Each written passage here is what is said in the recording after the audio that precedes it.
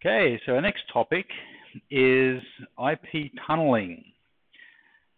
So let's have a look at some tunneling protocols, IP tunneling protocols. What we're going to do is we're going to describe IP tunneling concepts and applications, look at some basic operations of two tunneling protocols. One is GRE, the other is IP, and look at configuring and monitoring those tunneling protocols.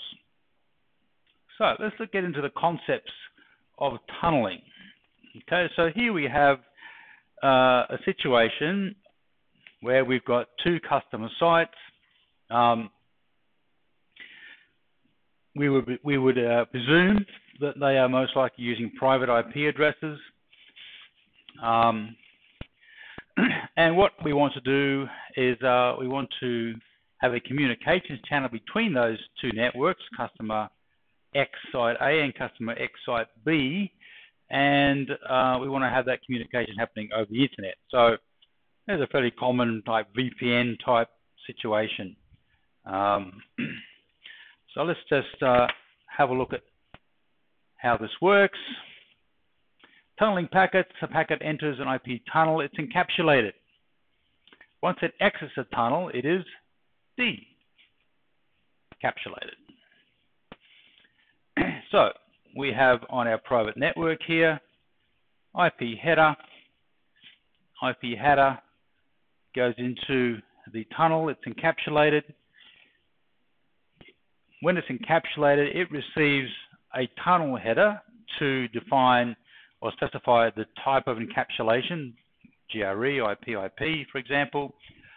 It then receives a outer IP header and then goes through the tunnel and then exits the tunnel at the other end where it is decapsulated, and the outer header and the tunnel header is removed, and we have our original IP payload. So the actual routing through the internet is done based on the outer header that is added by the tunnel endpoint. Okay, so we have the internet. Of course, we've got all of our routing sorted out in the internet, so our packet can travel happily through that network.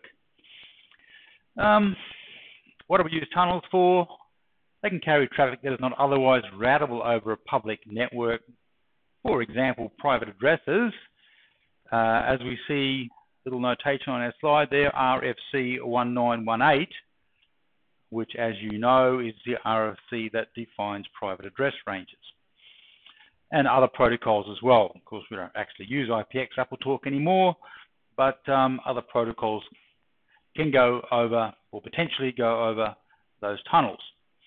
Another use of a tunnel is where we may have an actual physical link between two sites, and we can set up a tunnel as maybe a redundant link. So in case we lose our physical link between the sites, the tunnel can be an alternative link between our sites. So what protocols do we have for tunneling? There's GRE and IP. Let's look at GRE. GRE stands for Generic Routing Encapsulation. Was originally developed by Cisco, but is now an open standard. Can encapsulate a wide variety of network layer protocol packet types. So essentially, other things other than IP can actually go through that tunnel. Not that we actually use IPX AppleTalk anymore, but other protocols other than IP can go through a GRE tunnel. IP is a IP tunneling protocol that can encapsulate one IP packet inside another, so it can only take IP packets.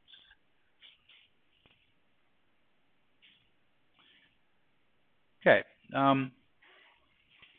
All right. So back there. A tunnel interface is required on each tunnel endpoint. So the GRE and IP tunnels use either the GR XYZ interface or the IP XYZ interface.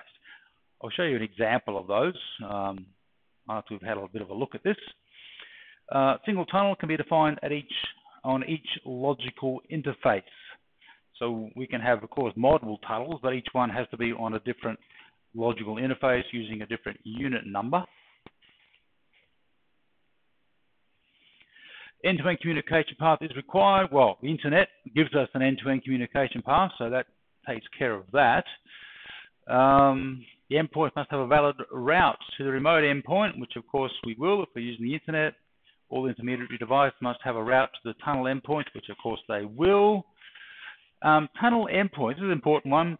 Tunnel endpoints must have a route that directs traffic into the tunnel.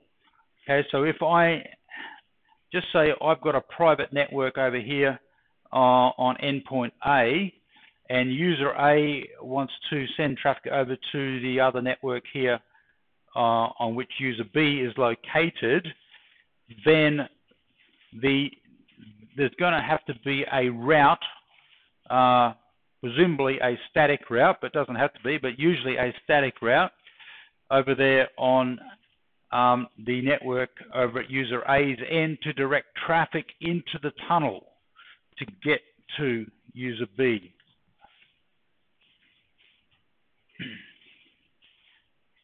Same goes for IPsec. We will actually cover next term, we'll cover IPsec, which in effect creates a tunnel as well.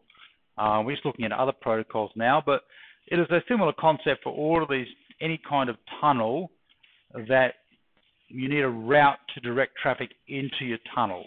Okay, we'll take a look at that concept. So by default, GRE and IP tunnels are stateless. Some GRE implementation provide a keep alive mechanism, and BDF also accomplishes the same functionality. What is BDF? We haven't actually covered BDF, but it stands for bidirectional forwarding detection. Its purpose is to very quickly detect a link failure.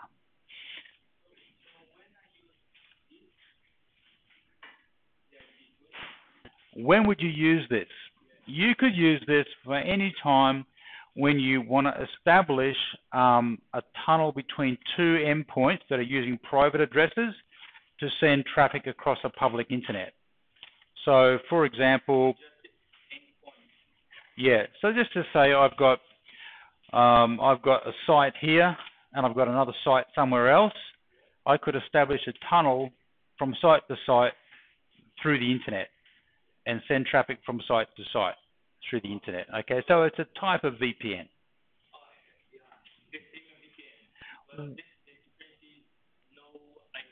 No IPsec. No IPsec. Okay. Similar concept. The difference, of course, is with IPsec, you get all the security as well. So you get encryption, you get authentication, you get all of that. This is a tunnel without any of that. Okay.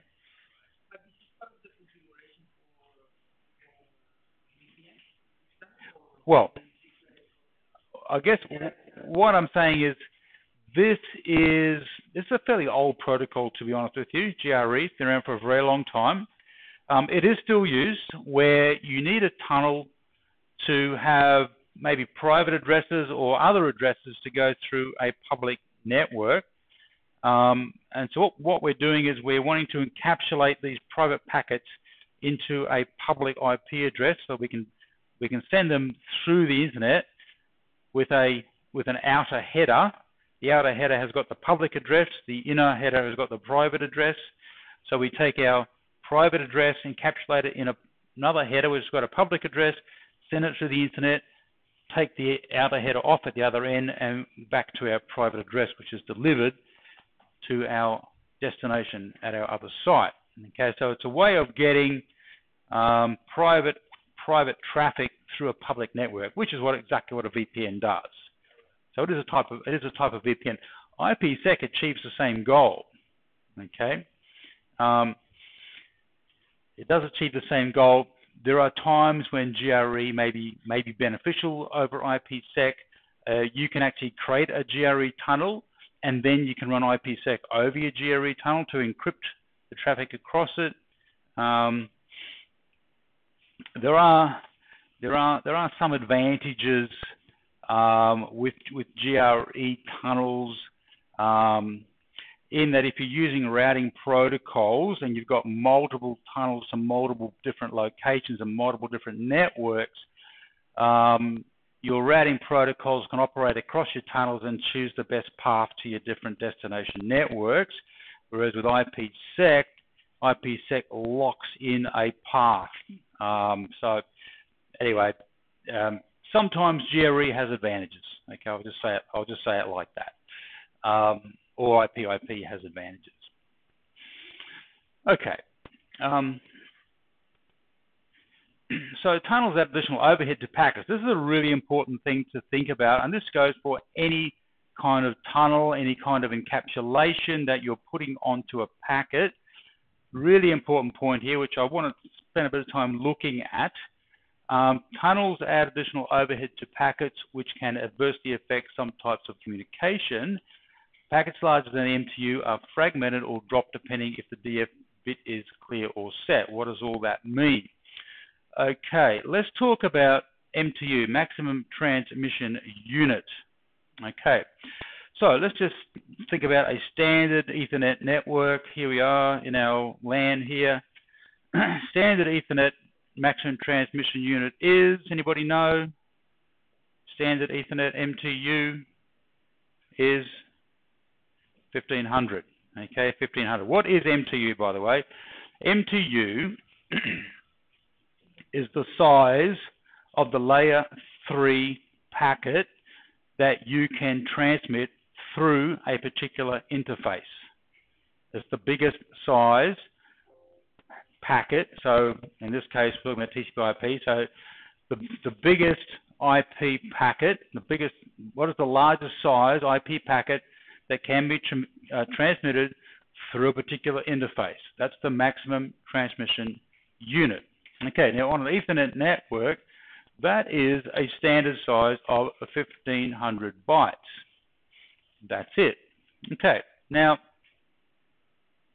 here's the thing. If we're going to be putting additional encapsulation onto our packet, so we're adding a GRE header, we're adding another IP header, we're adding extra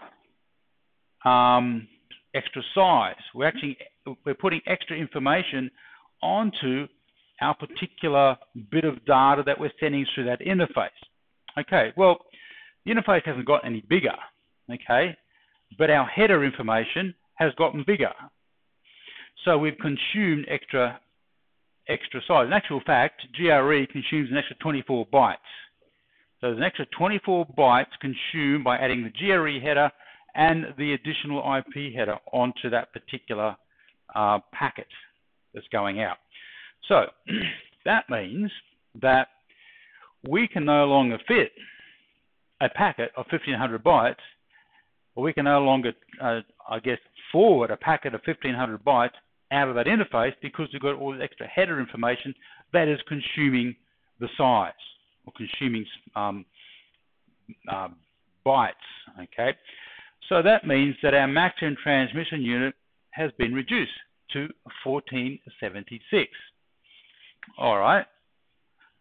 What does that mean? Well, that means we may have a problem because our end user devices are still sending packets out to our endpoints which have a payload of 1500 bytes, okay, a layer 3 payload of 1500 bytes. But they arrive, they get encapsulated, and the 1500 bytes no longer fits into our size, into our MTU size. So what generally happens at that point is the IP protocol says, oh, I can't fit my my segment, the size of my data into my packet anymore. Therefore, I have to fragment my IP packet. Okay, now, two problems with fragmenting IP packet. It's possible that the DF bit is set, which is the don't fragment bit. So there's an option within IP that says don't fragment. I'm not going to allow fragmentation. Now, so if we get a layer 3 packet that cannot fit into the maximum transmission unit and requires fragmentation, and the DF bit is set not to fragment, the packet gets dropped. So we lose communication. That's the first thing that can happen. If the DF bit is not set, in other words, it does allow fragmentation, then the packet does fragment and gets sent as fragments. So what happens is the packet has to get broken up, sent, and put back together at the other end. Okay, so that means that your transmission speed now grinds down to a snail's pace, an absolute snail's pace. Okay, while all this happens. So fragmentation is bad. Okay, fragmentation is bad. So we want to avoid fragmentation of our IP packet. So here's my question to you. How can we avoid fragmentation of IP packets? How can we make sure that we never put, in other words, if our biggest payload that we can put in is actually 1475, 1476, not 1500, how can we ensure that we never put a layer 3 payload inside that frame any bigger than 1476? How can we ensure that that never happens? In other words, my question to you is where, at what point, how is the size of the payload determined? What determines the size of the payload that goes into my layer 3? How big? What determines how big that packet is? Where is that decision made? Pardon? Nope. Where is that decision made? Where is the size? Exactly, the transport layer. Well done. Congratulations. The transport layer. That's the transport. Was that just a good guess, was it? No, well, you got it right. Anyway, it is in fact the transport layer, right? Segmentation happens at the transport layer. Remember that? Segmentation happens at the transport layer. It is the transport layer that segments our data into chunks, all right? So if we're going to ensure that we never have a layer 3 packet that's bigger than 1476, we need to go to the transport layer and make sure that we don't have segments that are bigger than. It was a really good guess, was it? Yeah, a really good guess. Okay, I take that back then. We make sure that we don't have segments that are so big that they create a packet that is any bigger than 1476. So it is, in fact, we can go into our router, and in our router we can determine or specifies the maximum segment size. Now this is the default, 1500, okay? But we go and change that default. What that will determine is that, what that will achieve is that our segments are never bigger than our MTU can handle, right? So therefore we will never fragment our IP packets. So that's the thing to keep in mind. Segmentation occurs at the transport layer. It is the segment size that ultimately determines the packet size. So we control the segment size, we will control the packet size. Okay. I'm going to show you an example of controlling that on a live Juniper router. We'll look at that very shortly. Okay. That was just a very important point I want. Yes, you'll set it on both sides because both sides have to send traffic through that tunnel. Alrighty. The route for the remote tunnel endpoint cannot use the tunnel interface as the next hop. If so, the tunnel will bounce.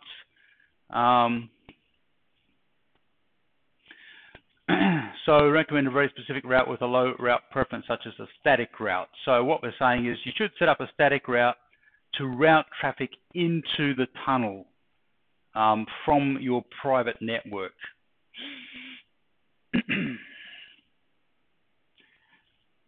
Okay, so we can't use you can't use the tunnel interface as the next hop. So we'll have a look at that. Let's look at implementing that there. So here's our case study.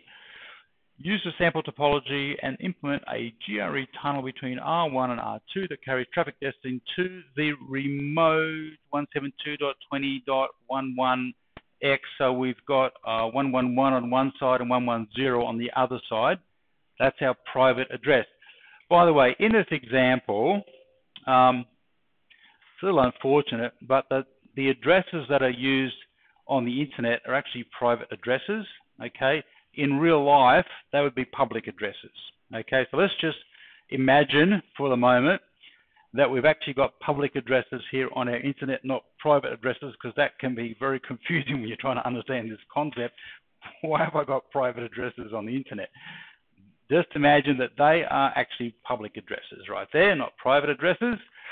So, and our private addresses are in fact on our customer endpoints right here. Okay, so what's our goal? Our goal is we are going to have a tunnel between R1 and R2 that carries traffic destined for the remote 172.20.11x.0/24 subnets. Here we go. Show interfaces. I want you to notice that the interface is a GR interface because we are using the GRE encapsulation. We have a tunnel, we have a source address, we have a destination address, which is actually the loopbacks on those interfaces. Loopback addresses. Found the INET. We've got the same on both sides. What's that? Well, there's our. We'll have a look at the. Yeah. So this is our tunnel. We got a tunnel source and a tunnel destination. Okay. See these loopback addresses here? There's the loopback addresses on our routers. So we're having a tunnel between the loopback addresses on our routers.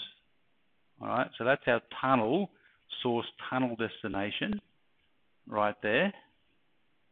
From one loopback address to another loopback address, which are private addresses on our routers. So that's our tunnel. And this is our route. So we have this is our static routes. A route to 192.168.2.1/32. Next hop is 172.18.1.1. And a route to the private address, the actual our private network there, 172.20.1.1, is through our generic routing encapsulation interface. So that's how you set up your routes.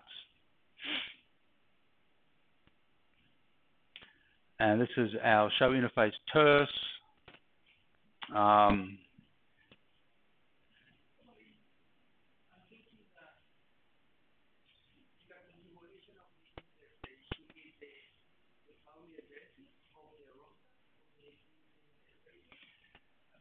Yeah, look, the thing is, they have private addresses there, but we would have, here on the internet, we would actually have public addresses, not private addresses. Yeah, we would have those. Okay. Yeah, that is the setup. So here's our show route to the other endpoint. It is via this would actually be a public address here, 172.18. We actually would have a public address there, not a private address on a real implementation, and we'd be going at that particular interface right there.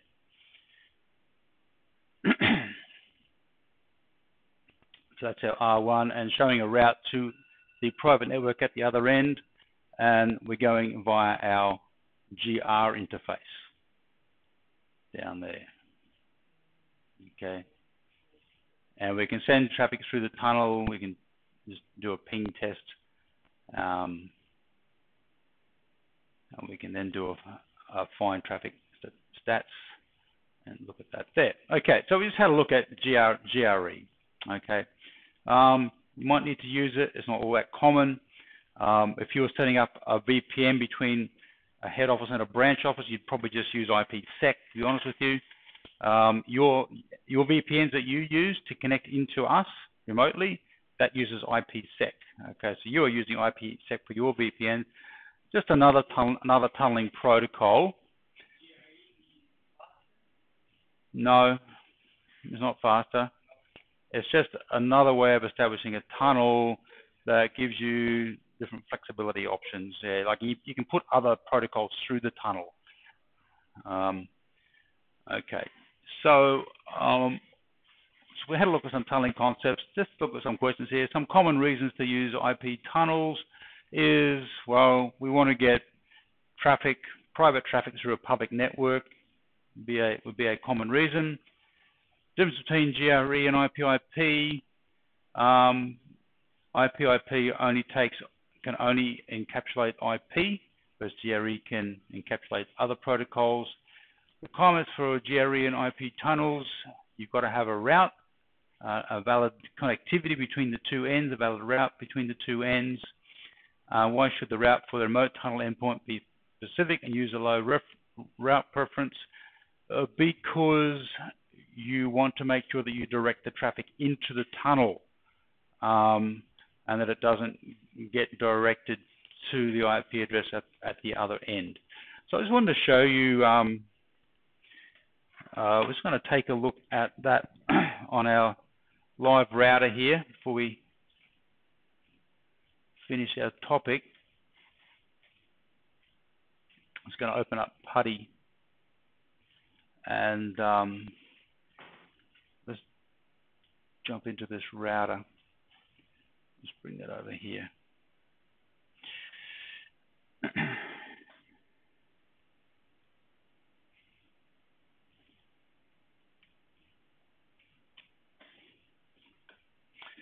So first of all, let's just do a show interface command, show interface terse. So I want you to notice that we have got a GR interface there for GRE and an IP interface there for IP/IP. So they are the interfaces that we would use. They are logical interfaces, not physical, so it's done in software, not hardware. On these devices, there are some Juniper devices and other devices, Cisco and others, that will actually use a hardware port for that. But on these devices, we're just using software for that. So that's those interfaces there. Now, I want to talk about that segmentation issue that we mentioned about segmenting packets. Let's just take a look at what else have we got here. Okay, we're actually using, we're not using tunnels, but we are encapsulating our packets into PPPoE protocol right there, which creates a similar problem in that it adds additional encapsulation, additional information into the headers, which reduces our MTU. So we still have that same problem. And let me give you an example of that. I'm going to do show interface. Let's have a look at PP 0.0. If I take a look at that, a couple of things to note here.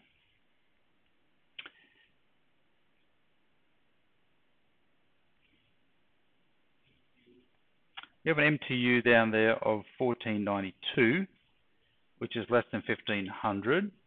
Our underlying interface is FE007.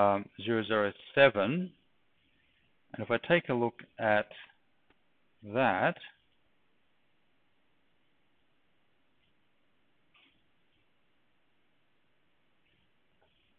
we're going to notice that, let's see what we can see here. I need to put a .0 on that.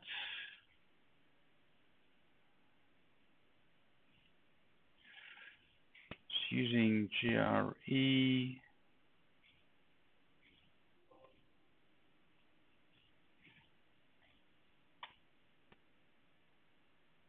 Just trying to get some more information out of that.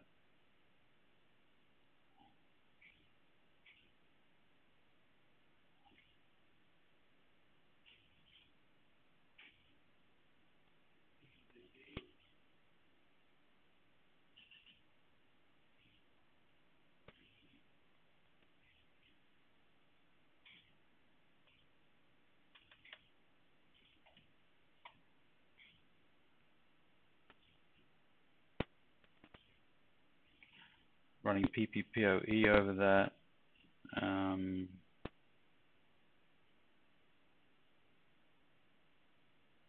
Okay, maybe I'll just go with that there, see what we get.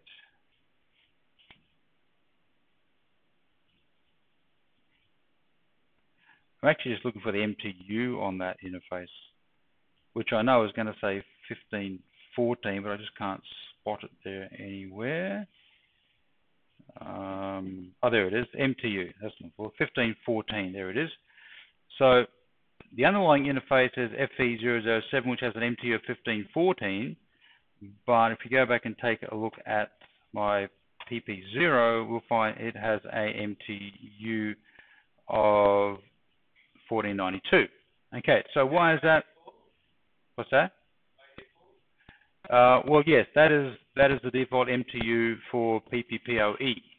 Okay, so the problem is we are going to have fragmentation if we don't do anything about that.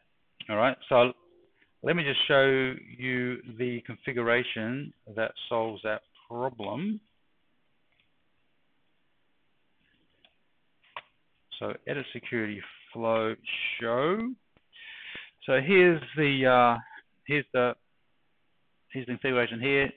TCP MSS, which is TCP maximum segment size, all TCP, and that has been set to 1350. So that's the biggest segment I can create. Okay. Now on top of that segment goes the IP header, which then fits within quite easily, actually, within my MTU. On my PPPoE interface. So that will then fit quite nicely within my 1492. Okay, so that essentially makes sure that I will never fragment an IP packet. And it is the TCP maximum segment size that ultimately determines the size of my layer 3 payload, which is going to determine the overall size of my packet. Okay.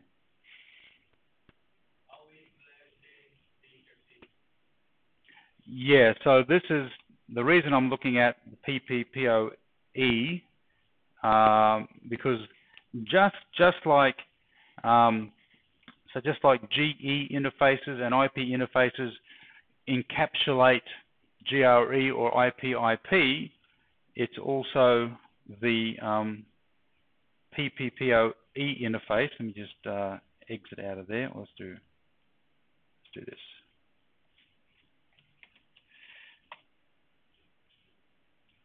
Okay, it's the PP0 interfaces, in this case PP0 unit 0.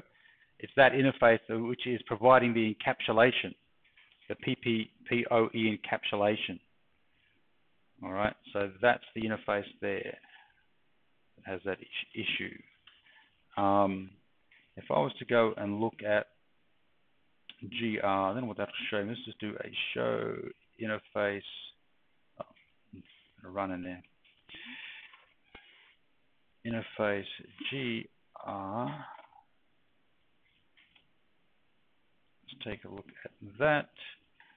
So far it's got an MTU as unlimited, so we haven't really even set it yet. So that's completely unset